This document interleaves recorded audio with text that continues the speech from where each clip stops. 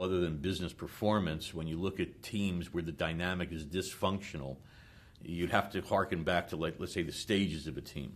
So stage one is testing. This is where there are issues there, but the team doesn't want to bring them up. Stage two, they bring the issues up, but now there's tension in the air because now they're providing feedback. A part of that they had not. Most companies bounce back and forth between stage one and stage two, naturally. So in other words, if there were issues there, I'll put them out. If I'm met with acceptance, maybe I'll keep going. If I'm met with resistance, I jump back into under the table again. So when you look at symptoms, it would be things of people having a reticence to challenge one another. When meetings are done, people go out in the hallway and they have the little sidebar conversations. Unwillingness to ever challenge the leader.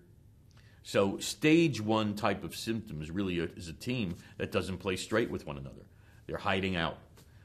And so if I'm the leader of an organization, I can pick up through voice intonations, body language, etc., to what degree people are really giving me the real deal.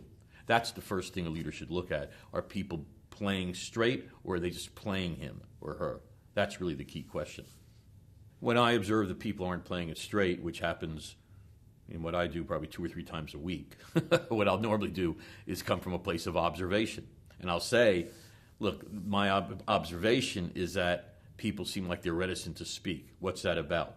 Or my observation is that when so-and-so just said something, I could tell from body language that not everybody was on board, but no one chose to bring it up.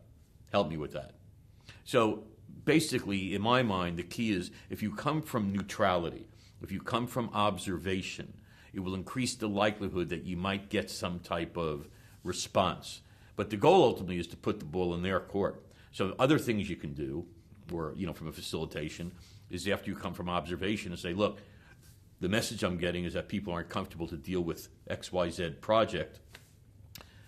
Why don't you talk to the person next to you and have a quick conversation of what do you think that's about? What I'm trying to do is have them, in a sense, go up onto the balcony and observe themselves in a neutral light. That's really the key to getting that to happen.